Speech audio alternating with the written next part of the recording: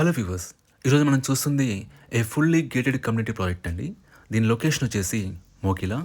ఈ ప్రాజెక్ట్ టోటల్గా 2 ఏకర్స్లో ఉంటుంది. 3 టవర్స్ ఉంటాయి అండ్ 175 ఫ్లాట్స్ ఉంటాయండి.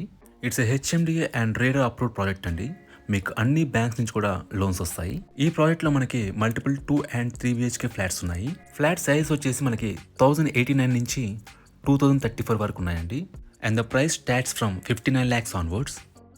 ఎమ్యూనిటీస్ వైజ్గా మీకు 10,000 స్క్వేర్ ఫీట్లో క్లబ్ హౌస్ ఉంటుందండి.